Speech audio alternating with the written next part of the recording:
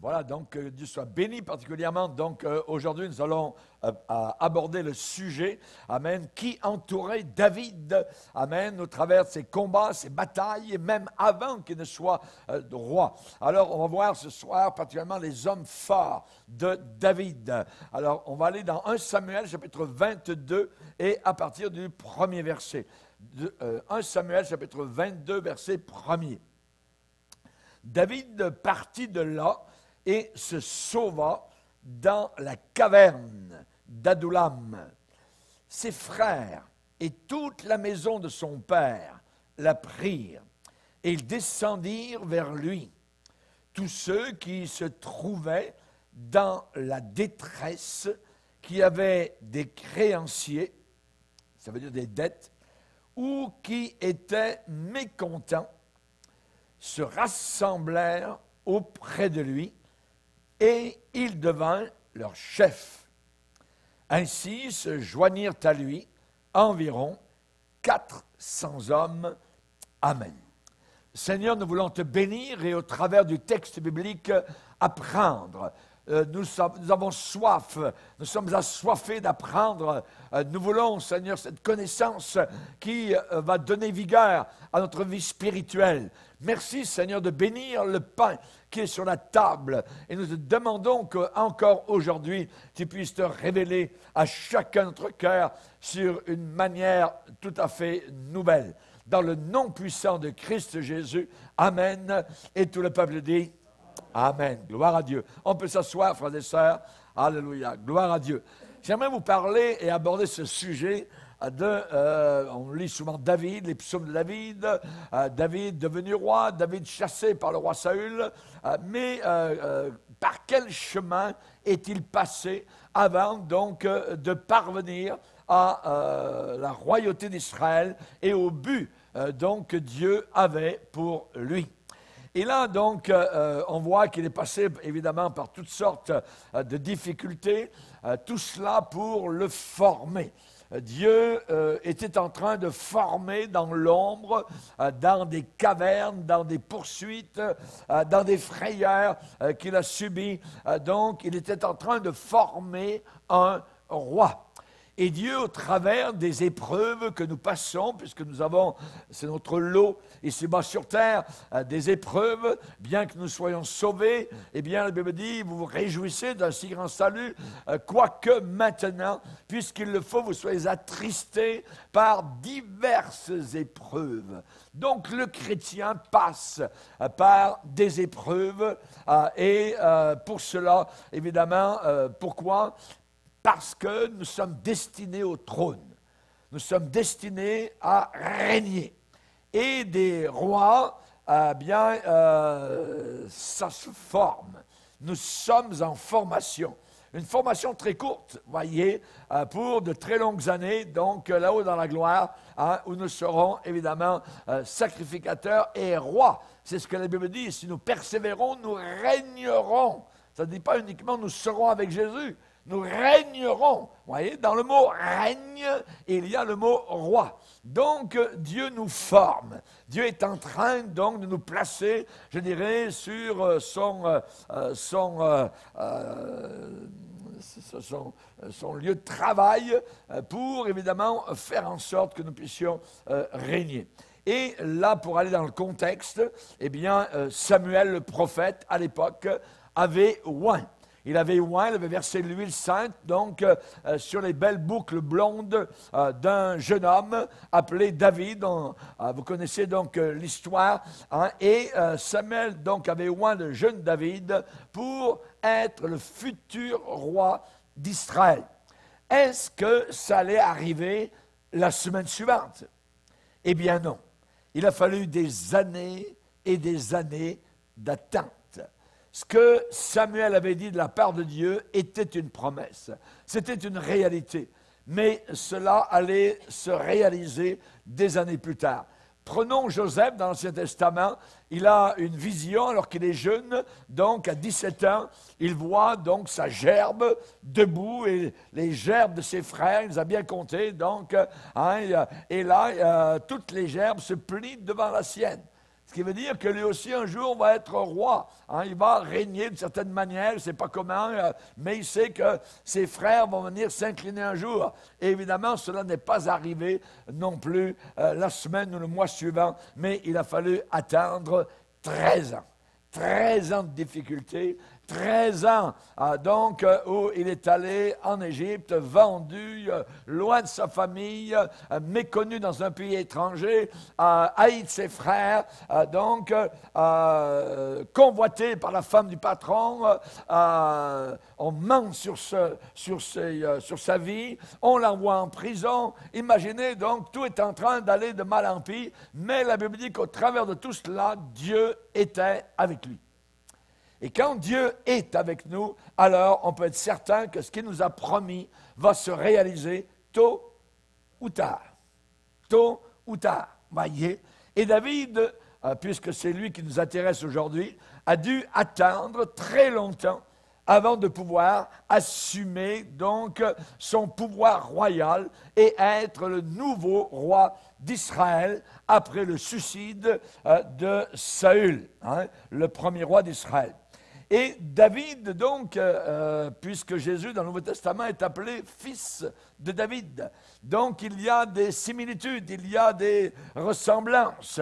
Et là, David, eh bien, est un type symbolique de Jésus-Christ qui a été oint.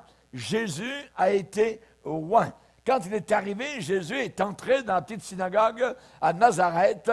Il a déroulé le livre, il a cherché un passage qu'il voulait absolument, où il était écrit, et il a lu à haute voix, « L'Esprit de l'Éternel est sur moi parce qu'il m'a oint. » Parce qu'il m'a oint.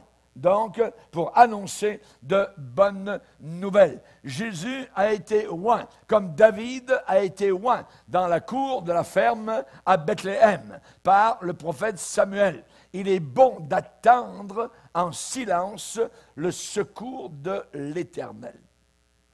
Il est bon d'attendre. Attendre, ce n'est pas notre fort, généralement, dans notre société. Non, on passe à côté du McDo, votre déjeuner est prêt, tout ça, tout est prêt tout de suite. Donc, on n'attend pas. Hein, et nous sommes une génération qui n'attend pas. Mais dans la Bible, il est bon d'attendre en silence. Voilà la manière avec laquelle notre attente doit se faire. En silence, sans murmurer. Attendre en silence quoi? Le secours de l'Éternel. Le secours de l'Éternel. D'où me viendra le secours? Le secours me vient de l'Éternel qui a fait les cieux et la terre. Donc, ce n'est pas quelqu'un qui manque de puissance. Et ma petite vie, il est capable d'en prendre soin dans les moindres détails. Je ne suis pas conduit au hasard. Ici et là. Non, non, non. Je suis conduit dans la vérité, dans la bonne direction, quand je place ma vie totalement à ses pieds. Et là, particulièrement, donc, on a aussi l'expression « oint » dans le psaume 2, où l'on parle de Jésus, et où l'on dit particulièrement « Pourquoi ce tumulte sur la terre, parmi les nations ?» Pourquoi les rois se soulèvent-ils? Et là, on parle évidemment donc ensuite du Seigneur Jésus et on parle de mon oint. C'est le Père qui parle particulièrement et il dit, c'est moi qui ai oint mon roi. C'est moi qui ai oint mon roi sur Sion, ma montagne sainte. Donc on voit que Jésus a été oint, comme David. Et Jésus, donc, n'a pas exercé publiquement et officiellement son pouvoir encore aujourd'hui, malgré sa dignité de roi. Il est encore rejeté ici-bas sur cette terre, comme vous l'êtes et comme vous le serez tôt ou tard. Puisque Jésus a dit, ne vous étonnez pas si vous êtes haïs, parce que le monde m'a haï avant vous. Avant vous, Jésus a été haï. Voyez, haï par le monde, exactement comme il l'est encore aujourd'hui. Il est encore rejeté aujourd'hui sur la terre. Il est le roi rejeté, méprisé, dédaigné, voyez. Et particulièrement, donc, il est venu même en Israël, chez les siens, et les siens ne l'ont pas reçu. Encore aujourd'hui, il n'est pas reçu en Israël. Jésus, que ton règne vienne. que ton règne vienne. Il va venir, voyez, et le Seigneur n'est pas pressé particulièrement, mais que ton règne vienne, et cette prière, évidemment, va se réaliser. Pilate a posé la question, es-tu roi? T'es roi, toi? Hein? Un jeune homme qui venait d'être battu, bafoué, ainsi de suite, es-tu roi? Et Jésus a répondu, oui, tu le dis, je le suis. Mais mon royaume n'est pas de ce monde. Mon royaume n'est pas de ce monde. Alléluia. Merci Seigneur. Que Dieu soit béni. L'apôtre Pierre, devant la foule, le jour de la Pentecôte, a déclaré, a prêché, vous l'avez crucifié, vous l'avez fait mourir par les impies, mais Dieu l'a ressuscité d'entre les morts. Alléluia. Dieu l'a souverainement élevé et il l'a fait siéger à sa droite dans le monde céleste, bien au-dessus de toute autorité, toute puissance, toute domination, tout démon, toute souveraineté, tout nom qui peut être cité. Jésus, il est déjà maintenant le roi de tous les rois. Il est déjà donc le Seigneur de tous les seigneurs, même si la démonstration de sa puissance ne se voit pas encore. Elle se verra lorsqu'il va revenir sur le cheval blanc lors de sa deuxième venue avec son Église toute parée de vêtements blancs. Nous viendrons, amen, et nous assisterons peut-être à, je dirais, l'anéantissement de l'Antéchrist et le règne de Christ pendant 1000 ans sur une terre totalement changée et renouvelée. Alléluia, gloire au Seigneur. Jésus, c'est celui qui attire. Il nous a attirés. Ne me demandez pas de l'expliquer, mais il m'a attiré. Je suis sauvé. Alléluia. Alléluia. Mais comment ça s'est passé? Comment? Je ne sais pas, mais je me suis retrouvé comme la limaille collée à les mains. Baf! Il m'a attiré. Alléluia. Il attire. Alléluia. Gloire au Seigneur. On parle de quoi? On parle d'un attachement. Un attachement, donc, Jésus est attrayant, il est captivant, il est charmant, il nous entraîne, je dirais, vers lui, il nous captive, il nous fascine, il nous appelle, il nous aimante, littéralement. Jésus a dit, quand j'aurai été élevé de la terre, j'attirerai les hommes à moi. J'attirerai les hommes à moi. Et David, donc, lui, puisqu'il est une contrepartie ou un symbole de Jésus, eh bien, David, un jour, a été contraint de fuir. Et le temps de son règne n'était pas encore venu. Et il est devenu chef, le leader d'un grand nombre de fidèles adhérents. Donc, dans le texte qu'on a lu, ils étaient 400. Donc, ils se sont donc joints à David. Ils sont réunis autour de lui. Et la Bible dit, ils se rassemblèrent auprès de David et David devint leur chef. David devint leur chef.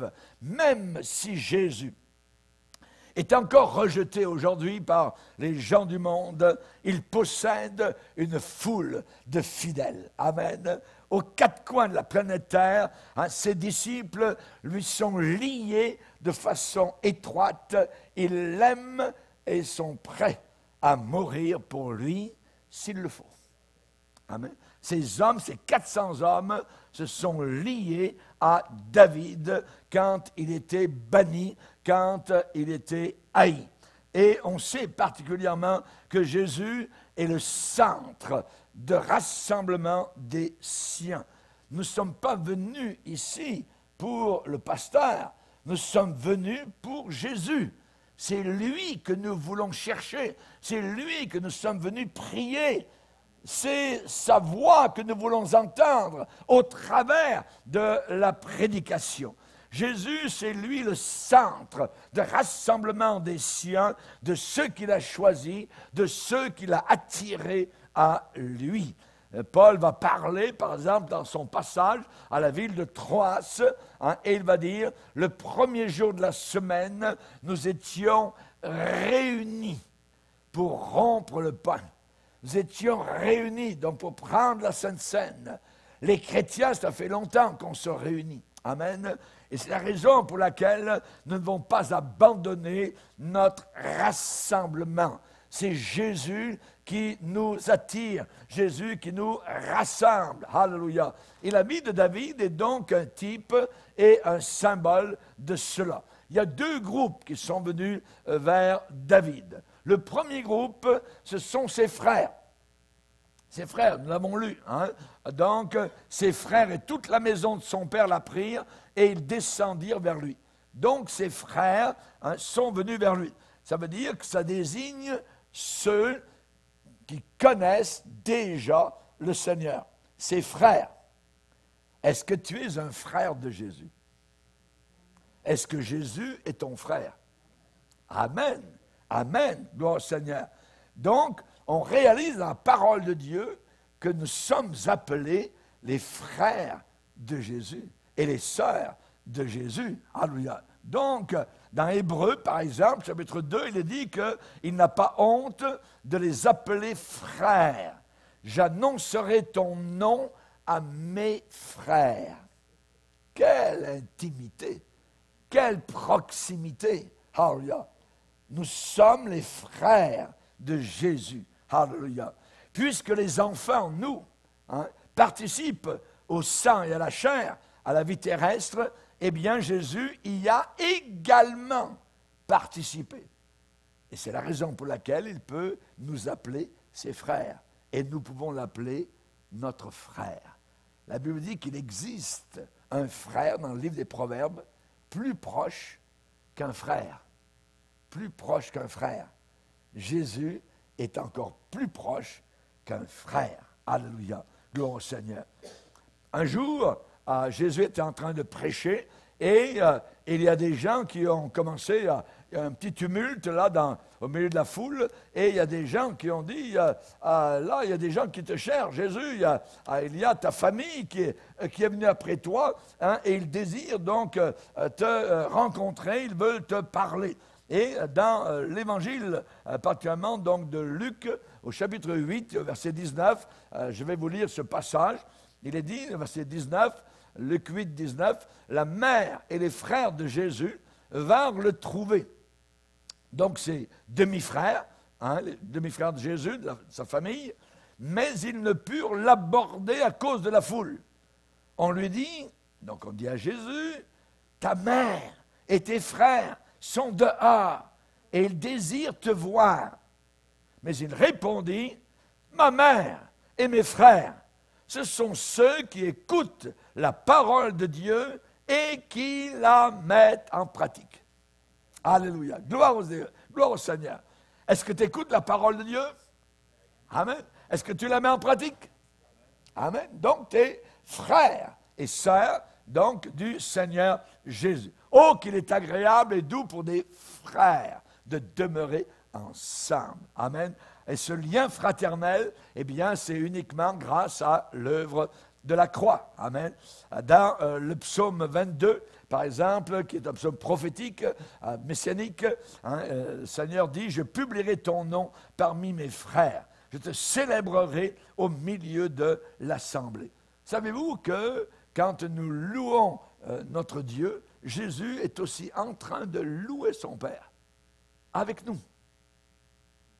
Parfois, nous louons Jésus, mais la Bible dit qu'il est aussi avec nous, en train de, quand nous louons, lui aussi, il loue le Père. Il loue son Père. Voyez, je publierai ton nom parmi mes frères, donc le nom du Père Céleste, et je te célébrerai au milieu de l'assemblée. C'est Jésus qui dit cela au Père. Je te célébrerai au milieu de mes frères, au milieu de l'assemblée, au milieu des rassemblements, donc, de mes frères et de mes sœurs. Moi aussi, comme je suis un frère avec eux, et aussi, donc, je veux me joindre à cette louange, à cette adoration qu'ils font monter vers toi, Père. C'est merveilleux. C'est merveilleux. Aviez-vous déjà envisagé cela comme ça? Voyez? Mais pourtant, la Bible nous le dit. Amen. Par exemple, lorsque Jésus est ressuscité d'entre les morts, il s'est montré aux femmes, ne craignez pas, allez dire à mes frères de se rendre en Galilée. C'est là qu'ils me verront. allez dire à mes frères. C'est qui ces frères? Ceux qui écoutent la parole de Dieu, qui la mettent en pratique. Ceux qui étaient les disciples authentiques du Seigneur Jésus. Toutes les fois que vous avez fait ces choses à l'un de ces plus petits de mes frères, c'est à moi que vous l'avez fait. Il s'identifie avec son peuple, alléluia, à la famille. Nous sommes co-héritiers de Christ.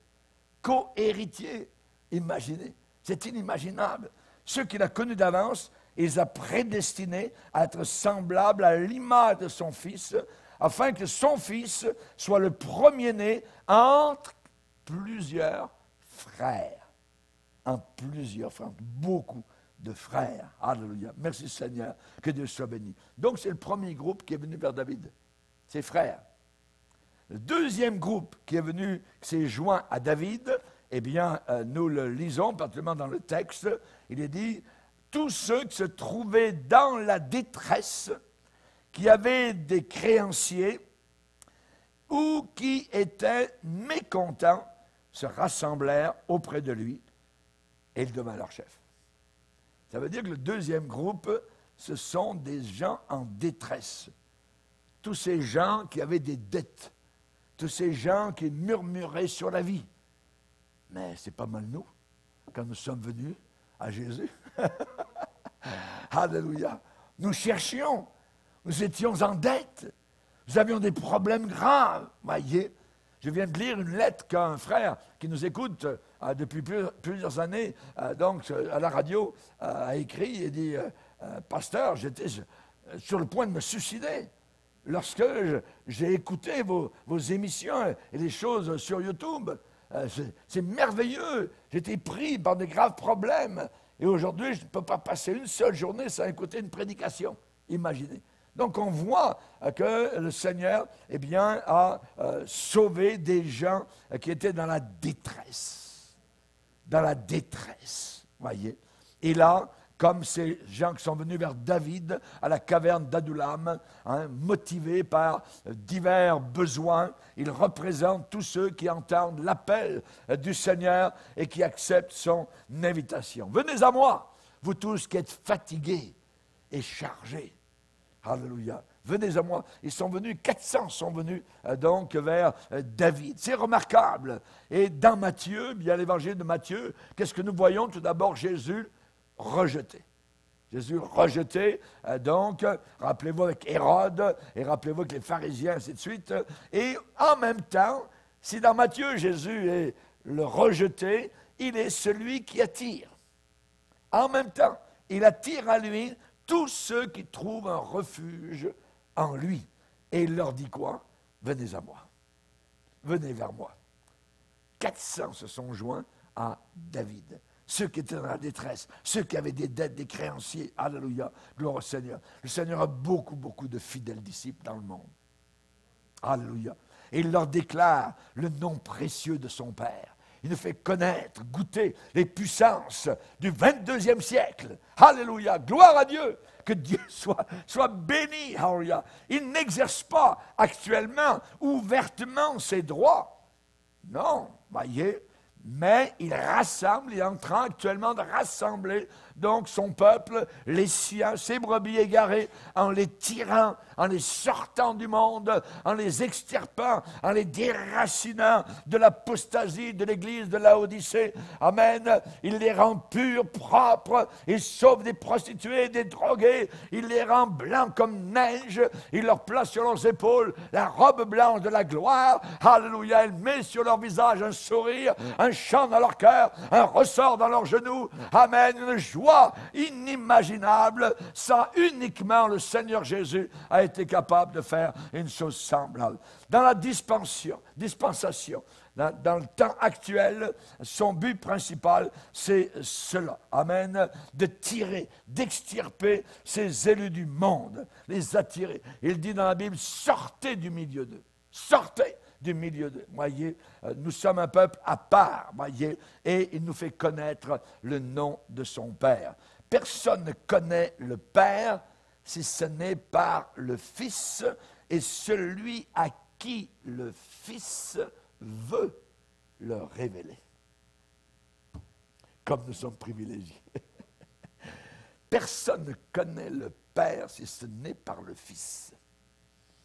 Et celui à qui le Fils veut le révéler. Il a bien voulu nous révéler l'amour du Père, la grâce du Père, la bonté du Père, la miséricorde du Père, la force du Père. Alléluia, gloire à Dieu. J'ai fait connaître ton nom, dit Jésus, aux hommes que tu m'as donnés du milieu du monde. Et il dit encore, je leur ai fait connaître ton nom et je le leur ferai connaître, afin que l'amour dont tu m'as aimé soit en eux. L'amour que tu as dans ton cœur maintenant, c'est le même amour que Jésus avait dans son cœur, déversé par le Père. Alléluia. Voilà l'œuvre de sa grâce aujourd'hui. C'est inimaginable. Au travers du Saint-Esprit, par l'entremise du Saint-Esprit, quand j'aurai été élevé de la terre à la croix, j'attirerai. Quelle merveilleuse attraction. Jésus me séduit. Jésus m'attire. Jésus, c'est ma vie. Paul n'avait pas d'autre mot. Christ est ma vie. Alléluia. La mort m'est un gain, j'y gagne. Je vais le voir finalement. Alléluia. Gloire au Seigneur. Et tous ces gens-là, qui avaient de la détresse, qui avaient des dettes, qui étaient mécontents de la vie, eh bien, tous ces gens-là, eh bien, sont rassemblés auprès de David. Sont rassemblés auprès de David. Le Saint-Esprit, c'est lui qui manifeste la gloire du Fils. Le Saint-Esprit nous rassemble auprès de Jésus. Le Saint-Esprit ne nous rassemble jamais auprès des sectes, auprès des hommes de Dieu tordus, des méchants, des menteurs, non. Il nous rassemble auprès de Jésus. Alors, là où 2 ou 3 sont réunis en mon nom, je suis là. Il est là. Il est présent ce soir. Il est là maintenant par le Saint-Esprit. Il a dit, le Saint-Esprit va me glorifier. Qui élève Jésus? Qui rend Jésus réel? Hier soir à 8 heures, je suis allé au Calvaire. C'était merveilleux. Alléluia. Alléluia. J'ai entendu les bruits des marteaux. J'ai vu le sang qui a giclé. Alléluia. Il était là par terre, Jésus. Et ensuite, il a été élevé sur la croix. Et je l'ai regardé. Et j'ai béni mon Sauveur. Alléluia. C'est merveilleux. Alléluia. Tout son corps lacéré de haut en bas. Merci Seigneur. Merci. Quel amour, quel amour. Le Saint-Esprit me glorifiera. Alléluia. Je n'ai pas eu de vision, non, les Écritures. S'arrêter, lire doucement. Voyez, alléluia. J'ai pris mon petit café turc, vous voyez, la Bible, il faut s'arrêter sur les versets, la lire, la méditer. Je médite ta parole. Alléluia. Je médite ta parole. Gloire au Seigneur. C'est un monde merveilleux. Sanctifie-les par ta vérité. Ta parole est la vérité. Vous êtes dans le vrai quand vous êtes dans la parole de Dieu. Merci Seigneur. Alléluia. Nous l'adorons. Nous voulons le connaître, le servir. Nous voulons l'aimer. Nous voulons entendre ses conseils, ses directives. On en a besoin continuellement. Alléluia. Approchez-vous de lui. Lui et il s'approchera de vous. Alléluia. Et la Bible dit donc sa famille s'est approchée de David, est venue vers David, ses frères, ensuite tous ceux qui se trouvaient dans la détresse, et il est dit que David devint leur chef. David devint leur chef. David devint leur leader. Ils étaient 400. Qui était le leader de ces 400 hommes? David. David. Et David, donc, n'était pas seulement pour ses adhérents, d'une certaine manière, le point central, il était leur commandant. Il donnait des ordres. Et là, ça nous parle évidemment de sa suprématie, sa prééminence, sa domination, sa supériorité. Et Jésus-Christ, eh bien, n'est pas seulement le centre de notre rassemblement, mais il est aussi notre principal chef, notre commandant. Il donne des ordres. Il donne des ordres, mes commandements. Il est l'auteur de notre foi. C'est lui qui a commencé la foi. dans notre cœur. Et la Bible dit d'avoir les regards sur Jésus, le chef et le consommateur de la foi. Chef, ça veut dire la tête, ça veut dire celui qui a commencé la foi en nous, et celui qui va la consommer, puisque là-haut dans le ciel, on n'aura plus besoin de la foi. On n'aura plus besoin de la foi, puisque nous marcherons par la vue. Nous verrons. Sur la terre, nous ne voyons pas, hein, mais nous avons besoin de la foi. Et la foi vient uniquement de ce livre, vient de la parole de Dieu. Tu veux grandir dans la foi, plonge-toi dans la Bible, dans les Écritures. Prends du temps dans les Écritures. Si vous m'aimez, a dit Jésus, gardez mes commandements, observez mes commandements. Si vous m'aimez, les gens ils disent, j'aime Jésus, j'aime beaucoup Jésus, je ne sais pas. La question à poser, gardes-tu ses commandements? Obéis-tu donc à ce qu'il commande, hein? Donc nous sortons pour aller dans le monde, hein? Pourquoi? Parce que nous l'aimons, par amour, pour son nom. Nous voulons parler, nous voyons les gens tout perdus, autour de nous sont tous perdus. Le moment où ils meurent, toc, ils descendent en enfer. S'ils n'ont pas Jésus, c'est fini, il n'y a pas de chance, voyez. Hein? Il n'y a pas aucune autre religion qui sauve ici-bas sur terre. Et nous n'avons même pas une religion à présenter aux gens. Nous avons un sauveur à présenter aux gens. Et il est le seul sauveur. Il n'y en a pas d'autre qui sauve ici-bas sur cette terre. Alors, comme je dirais, nous sommes, selon l'apôtre Paul, des ambassadeurs donc de Christ. Ça veut dire qu'un ambassadeur est toujours à l'étranger, représentant son pays. Nous sommes, nous, ici-bas sur terre, à l'étranger, représentant notre pays. Alléluia. Vous savez pourquoi Jésus a désigné des disciples, il les a appelés, après une nuit de prière, donc totale. Jésus n'a pas dormi toute la nuit, il a prié son Père, il a demandé, parce que le lendemain, il allait choisir donc des disciples. C'était très important. Et donc, la Bible dit que Jésus a désigné des disciples pour deux raisons. La première, pour les avoir avec lui. C'est merveilleux. Pour les avoir avec lui. Et deuxièmement, pour les envoyer annoncer l'Évangile. Voilà la raison pourquoi le Seigneur nous a choisis. Ce n'est pas vous qui m'avez choisi, c'est moi qui vous ai choisi. Alors, nous avons été attirés par l'aimant puissant. Il nous a donné la repentance. Le Saint-Esprit a mis le doigt sur le bobo, le pu. Voyez, nous étions purulents de la tête aux pieds. Voyez. Et le Seigneur nous a sauvés. David était le chef, le commandant de tous ceux qui étaient réfugiés auprès de lui. Et Jésus est premièrement le sauveur de ceux qui viennent à lui pour trouver le repos de leur âme. Voyez. Et deuxièmement, il est le Seigneur, comme l'a mentionné notre frère, donc mercredi passé. Donc Jésus n'est pas seulement le sauveur, mais il est le Seigneur, le patron, le maître. Voyez. Et là, ça veut dire que nous devons être des disciples soumis à son autorité. Soumis. Voyez, ce mot soumission n'est pas très bienvenu aujourd'hui dans notre génération, mais pourtant il est dans la Bible. Et si nous voulons du succès, par exemple, la Bible dit, l'apôtre Pierre dit que les jeunes doivent être dans l'Église, doivent être soumis aux anciens. Voyez, hein, parce que Dieu résiste aux orgueilleux. Donc Dieu veut la soumission. La soumission, donc, et c'est une soumission volontaire. Nous sommes heureux de nous soumettre, évidemment, donc, au Seigneur. Auparavant, on sait ce qu'on a vécu quand on était soumis à Satan. Donc, c'était bien autre chose. C'était une vie de misère. Donc, maintenant, nous voulons être soumis à Jésus. Et le Seigneur, donc, comme patron, comme maître, comme commandant en chef, eh bien, il nous mène dans le combat. Dans le combat. Voyez, nous avons des combats à livrer dans ce bas monde pour l'honneur de son nom.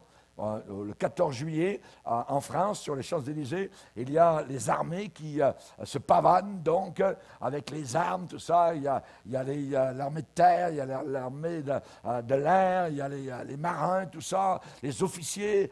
C'est magnifique, donc, à regarder. Et parfois, c'est des gens qui ont été sur les mers du monde, qui ont combattu, donc, les djihadistes dans d'autres pays. Et ces gens-là, donc, paradent une fois par année, donc, sur les Champs-Élysées, Champs-Élysées, donc à Paris. Et nous, évidemment, nous sommes, je dirais, pas en train de parader, mais nous paraderons un jour là-haut dans la gloire, sur les Champs-Élysées du ciel, amen, avec Jésus comme commandant qui va nous observer, alléluia, et nous ferons en marchant, alléluia, les salutations à notre commandant en chef, amen, qui lui, évidemment, donc, est monté sur la croix de Golgotha et nous a amenés à la victoire. Alléluia. Non seulement en étant sauvés, eh bien, on a eu la grâce, je dirais, de croire.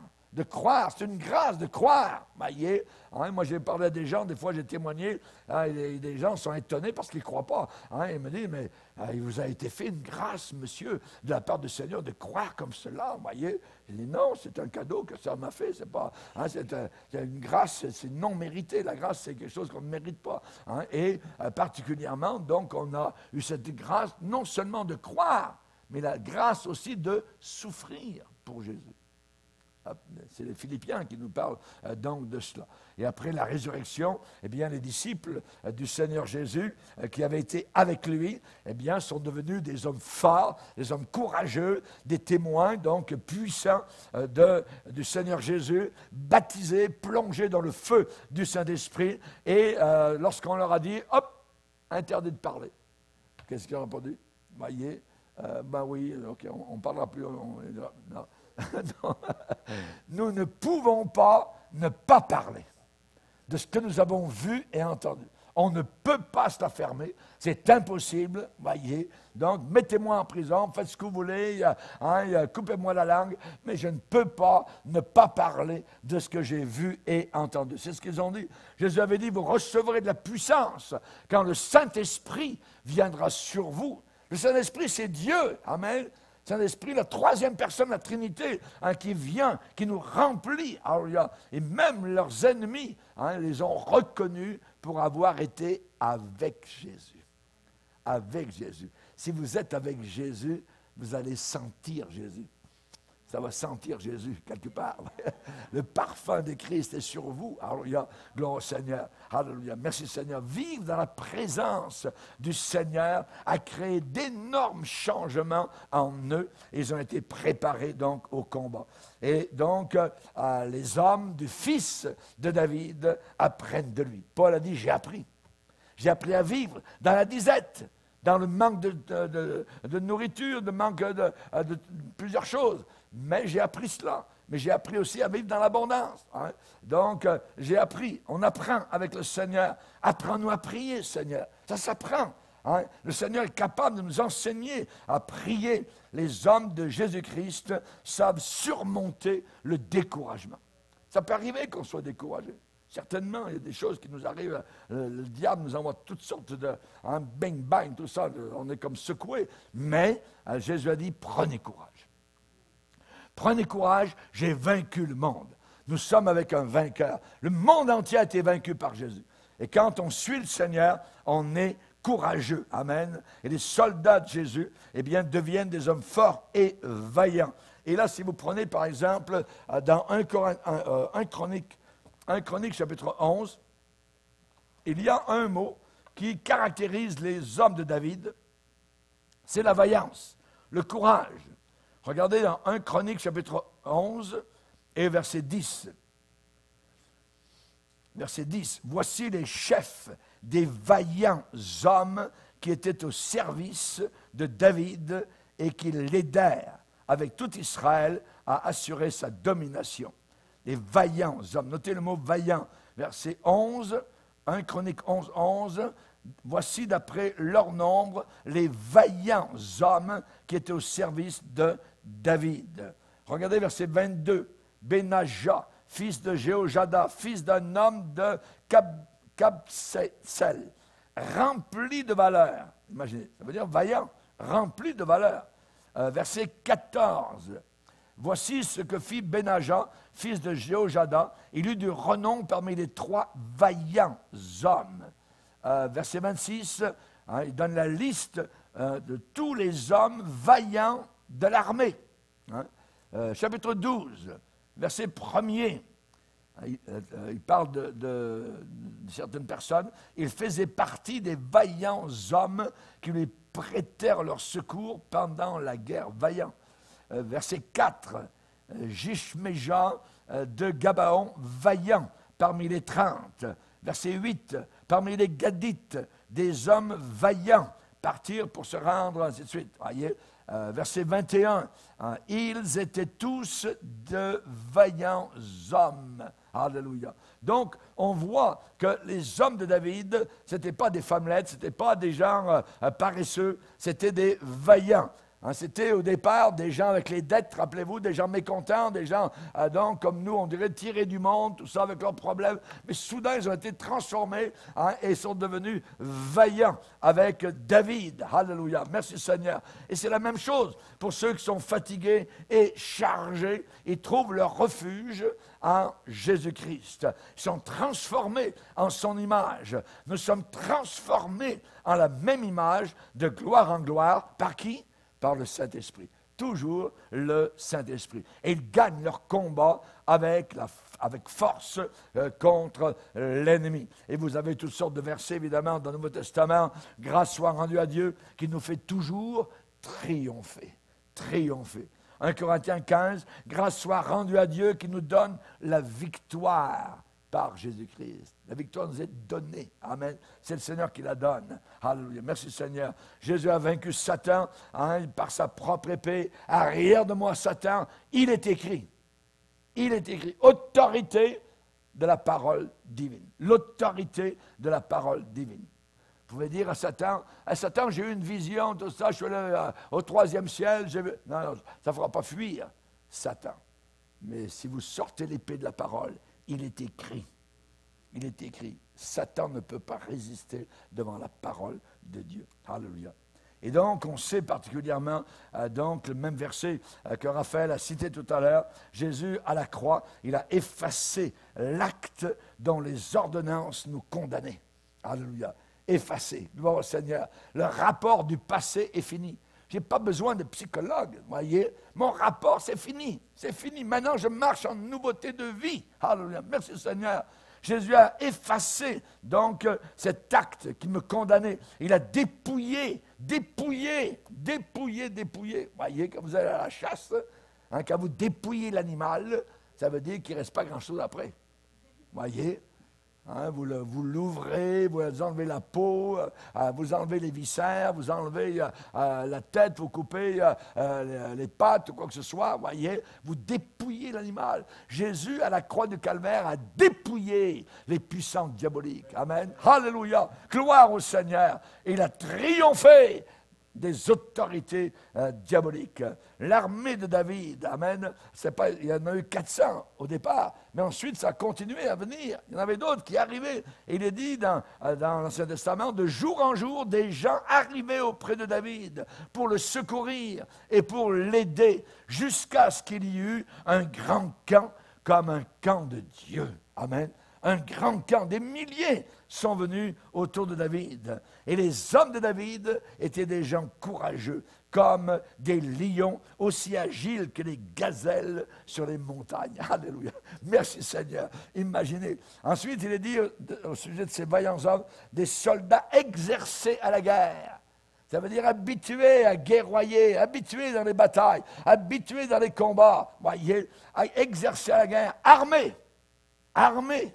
Amen. Nous sommes armés de la tête aux pieds. Amen. Avec le casque du salut, jusqu'aux chaussures que donne le zèle de l'Évangile. Exercer à la guerre, armés, ayant le bouclier et la lance. Le bouclier de la foi, la lance, l'épée du Saint-Esprit. Alléluia. Gloire au Seigneur. Les hommes de David sont décrits dans 1 Chronique 12, des hommes courageux comme des lions, aussi agiles que les gazelles sur les montagnes. Ils avaient reconnu l'autorité de David sur eux. Ils obéissaient à ses ordres. Ils l'avaient aidé. Il l'avait secouru pour assurer sa domination en tant que roi. Alléluia. Et ils furent les premiers, donc, à se placer sous l'autorité de David, même s'il ne régnait pas encore sur Israël. Même s'il ne régnait pas encore sur Israël. Alléluia. Gloire au Seigneur. Et on sait particulièrement donc tous ces gens-là, lorsque plus tard David va devenir roi, eh bien, David les a utilisés pour devenir toi chef de l'armée, toi ci. Puis au départ, c'était les mécréants, c'était ceux qui avaient des dettes, c'était ceux qui étaient venus à Adullam donc pour le rencontrer. Mais ils sont devenus donc des hommes puissants dans le royaume de David. Merci Seigneur. Nous aussi, nous pouvons devenir puissants, alléluia, très puissants par la puissance du Saint-Esprit. Alléluia, gloire au Seigneur. Donc nous sommes au nom des vaillants soldats de Jésus, nous soumettons à son autorité. Nous combattons pour l'honneur de son nom. Et même si Jésus a subi le rejet, son règne public, officiel, n'est pas encore établi. Mais le Seigneur a la capacité, il a le pouvoir, il a la volonté de nous guider par sa parole et par son Saint-Esprit. En lui habite corporellement toute la plénitude de la divinité. Alléluia. Merci Seigneur. Et en terminant, bien, je vais vous dire une chose, c'est que les vaillants hommes de David sont cités, la liste, donc dans 1 Chronique 11, il y a toute une liste. Voici les vaillants hommes de l'armée de David. C'est frappant de constater que les hommes de David ont combattu, le plus souvent, qu'est-ce qu'ils ont combattu? Les Philistins. Les Philistins. Ils ont combattu souvent les Philistins. Les Philistins, c'est le symbole, le type de ceux qui se disent chrétiens. De ceux qui se disent chrétiens, qui ont l'apparence de la piété. Ces gens-là vivent dans la terre promise. Ils vivent dans la terre promise. Mais les Philistins vivaient là, mais ils n'y étaient pas entrés de la façon définie par Dieu pour son peuple. Ils étaient là, ils sont entrés là par une autre manière. Qu'est-ce que Jésus a dit? Celui qui n'entre pas par la porte dans la bergerie est un voleur et un brigand. Et les Philistins, c'était ça. Et David a très souvent combattu les Philistins. Les Philistins. On parle ici que c'est un péril d'être parmi les faux frères. Des frères qui sont faux. C'est la pire affaire. Ils connaissent la Bible, ils ont un langage, mais ils sont faux. Vous voyez? Ils sont fourbes. Ils ne vivent pas. Vous voyez? Ils ne sont pas entrés par la porte. Ils ne sont jamais repentis véritablement de leur péché. Donc, ce sont des Philistins. Et là, ils annoncent un autre évangile. Quelque chose de différent. Oui, c'est un Jésus, mais c'est un autre Jésus. Un peu différent. Vous voyez? Nous voulons rester avec le Jésus authentique, le Jésus de la Bible. Amen. Alléluia. Et là, donc, on voit que ces gens-là, les Philistins, n'avaient pas franchi le Jourdain. Comment le peuple de Dieu est-il entré dans la terre promise? Sous la direction de Josué. Et la première chose, le miracle que Dieu a fait, c'est d'ouvrir le Jourdain. Mais les Philistins ne sont pas passés par là pour être dans la terre promise. Donc, le Jourdain, le passage du Jourdain, ça nous parle de la croix, ça nous parle de la mort, ça nous parle de la repentance. Et ces incirconcis sont des types, des symboles de ceux qui ne sont pas régénérés, qui ne sont pas sauvés, mais ils sont dans l'Église. Aujourd'hui, en Amérique du Nord, un sondage montre qu'il y a environ 45% des évangéliques qui croient que Dieu peut sauver au travers de notre religion, comme les hindous, les bouddhistes, tout ça. C'est abominable. Abominable. 45% des évangéliques. C'est des incirconcis. Ils ne sont pas sauvés. Un sauvé ne peut pas dire une telle chose. Oui. C'est impossible. Nous vivons cela. Donc, ces Philistins sont symboles de ceux qui ne sont pas morts avec Jésus-Christ, ils ne sont pas ressuscités. En réalité, ils n'ont pas l'Esprit. Ils peuvent être dans une église, mais ils n'ont pas le Saint-Esprit avec eux. La Bible déclare, si quelqu'un n'a pas l'Esprit de Christ, il ne lui appartient pas. C'est la religion de Caïn, c'est la religion de Balaam, c'est la religion de Corée, et ainsi de suite. Ils sont glissés à l'intérieur, ces gens-là. Et là, particulièrement, on voit que les hommes vaillants de David, eh bien, c'était des gens qui ont fait des exploits. Des exploits. Et l'un des exploits merveilleux des hommes de David, eh bien, c'était de défendre un jour un champ plein d'orge. Plein d'orge. et les Philistins étaient en train d'envahir ce champ d'orge. L'Église est un champ de blé, un champ d'orge. Et les Philistins sont en train d'envahir. Et il faut de la vaillance pour se tenir debout avec la Bible en main et déclarer non à ceci, non à cette fausse doctrine. Beaucoup de personnes croient que Jésus n'est pas Dieu. Jésus est Dieu. Il est divin. Voyez. Mais beaucoup de chrétiens, supposément, ne croient plus cela. Ne croient plus qu'il est né d'une jeune fille vierge totalement. Il y a beaucoup de fausses doctrines qui sont en train de se glisser aujourd'hui. Et nous avons besoin donc de combattre. De combattre. L'un des principaux exploits des hommes de David, ça a été de défendre, de protéger un champ plein d'orge contre l'invasion des Philistins. Hein. Éléazar et ses amis sont placés, sont positionnés au milieu du champ, l'ont protégé, nous dit la Bible, et ils ont battu les Philistins, et Dieu opéra une grande délivrance. Une grande délivrance. Alléluia. Ce champ d'orge, c'est la vie dans la foi. Combattre pour la foi. Combattre. Combattre en grec, c'est agonizo, qui a fait en français agoniser. Combattre, agoniser pour la foi qui a été donnée aux saints une fois pour toutes. Cette foi ne change pas. Cette foi ne varie pas au travers des siècles, hein, elle ne varie pas au 21e siècle, elle est exactement la même depuis 2000 ans. Merci Seigneur. Donc, un autre exemple, ça a été de puiser de l'eau au puits de Bethléem. David, un jour, a eu un désir. Il dit, tiens, ça serait bien si, il s'est rappelé de Bethléem. C'est l'endroit où il avait grandi dans sa jeunesse, son adolescence, tout ça. Il dit à ses hommes, en parlant, peut-être ils étaient sous la tente en train de parler, ah, ça serait bien si j'avais entre les mains de l'eau venant du puits de Bethléem. 3 hommes ont entendu ça. On dit, David, pas de problème, on va aller te chercher de l'eau au puits de Bethléem. Problème, c'est qu'entre le camp où était David et Bethléem, il y avait tout un camp des Philistins.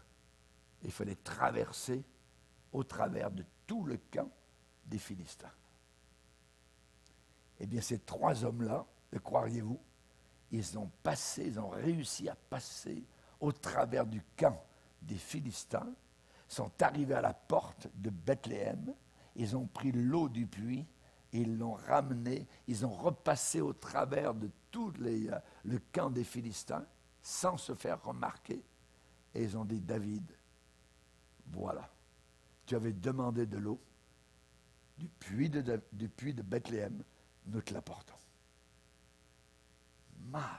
David, en voyant cela, a dit, mais je ne peux pas boire cette eau, parce que c'est au risque de votre vie que vous avez été chercher cette eau. Et la Bible dit que David a répandu cette eau devant le Seigneur, par terre.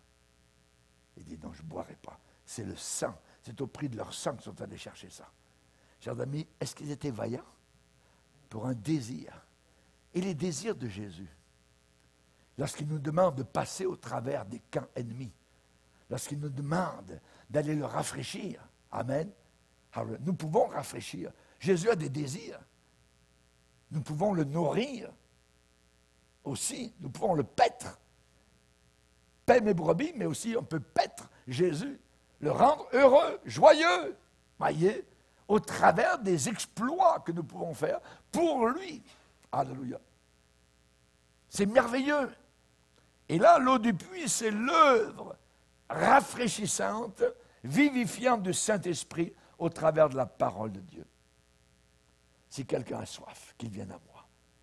Qu'il vienne à moi. Alléluia. Cette eau que tu bois, samaritaine, tu auras encore soif. Mais moi, j'ai une eau. Tu n'auras plus jamais soif. Alléluia. Les gens de David. Et en terminant, bien, je pourrais vous dire beaucoup de choses, mais il y a toute une liste de ces hommes vaillants. Ils sont là inscrits dans... C'est le texte sacré que l'on va retrouver là-haut dans la gloire. Ça veut dire que leur nom est inscrit là-haut dans le ciel. Amen. Les vaillants hommes de David ont tous été désignés par leur nom. Par leur nom dans la Bible. Tous ceux qui ont reconnu David comme commandant, leur nom est dans le registre. Leur nom est dans le registre. Et c'est la même chose pour nous tous qui avons choisi Jésus-Christ comme Seigneur, alors qu'il est rejeté, alors qu'il est ridiculisé, alors qu'il est moqué. Voyez, eh bien, la Bible dit que le Seigneur connaît ceux qui lui appartiennent. Et nos actes héroïques sont inscrits dans les cieux. Heureux dès à présent les morts qui meurent dans le Seigneur. Oui, dit le Saint-Esprit, afin qu'ils se reposent de leurs ouvrages, car leurs œuvres les suivent. Nos exploits vont nous suivre. Est-ce qu'on en fait quelques-uns ici-bas sur terre? Voyez? Eh bien, on sait par exemple que Paul, dans certaines épîtres, a parlé d'Évodie, Syntyche, il dit Clément, et les autres compagnons d'œuvre dont les noms sont dans le livre de vie. Dont les noms sont dans le livre de vie. Ne vous réjouissez pas de ce que les esprits, les démons vous sont soumis, réjouissez-vous de ce que votre nom est inscrit dans le livre de vie, dans les cieux. En ce temps-là, dit Daniel le prophète, ceux de ton peuple qui seront trouvés inscrits dans le livre seront sauvés. Seront sauvés. Est-ce que ton nom est inscrit dans le livre? Alléluia. Merci Seigneur. Hein? Celui qui vaincra sera revêtu de vêtements blancs éclatants. Et je n'effacerai pas son nom du livre de la vie. Et finalement, dans l'avant-dernier chapitre de la Bible, il n'entrera dans la Nouvelle Jérusalem que ceux qui sont écrits dans le livre de vie de l'agneau. Alléluia. Merci Seigneur. Nous avons parcouru pas mal de choses aujourd'hui. J'aimerais que nous puissions porter tout cela devant le Seigneur. Pendant que Jésus est moqué, ridiculisé, pendant que David était moqué, ridiculisé, qu'il vivait dans une caverne, des centaines sont venus vers lui. Un beau jour, il est devenu roi. Tout le pays l'a acclamé comme roi à Jérusalem. Et un jour, à Jérusalem, le monde entier reconnaîtra que notre Jésus est le vrai roi. Amen. Faisons partie des vaillants hommes de David, des hommes forts de David. Que Dieu soit béni. Voilà, alléluia. On va se lever ensemble quelques instants devant le Seigneur.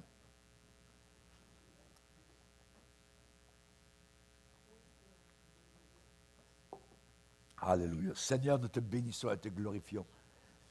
Merci de nous avoir fait connaître le Père. Tu es un Dieu de gloire, un Dieu merveilleux et glorieux, Seigneur. Marcher avec toi est quelque chose qui est incomparable, incommensurable. Nous te bénissons, Seigneur, pour ta présence dans ce lieu. Tu es ici. Nous sommes tes frères. Tu es le nôtre aussi. Et nous te bénissons. Nous voulons louer le Père avec toi.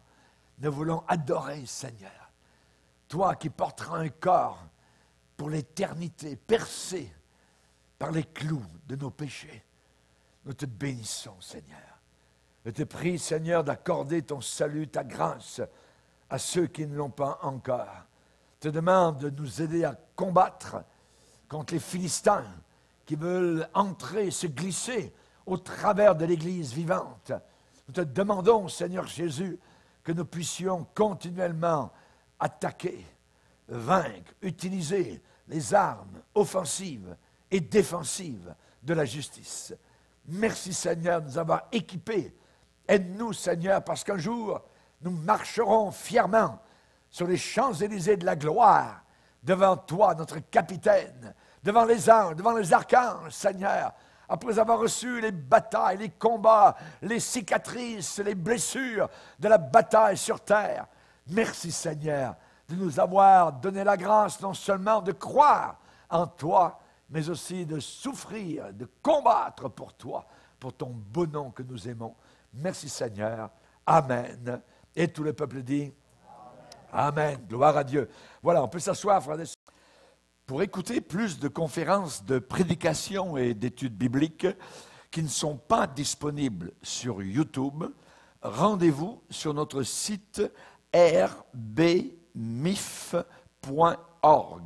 et vous allez accéder à notre menu messages, vidéos, prédications et vous aurez ainsi accès aux messages censurés.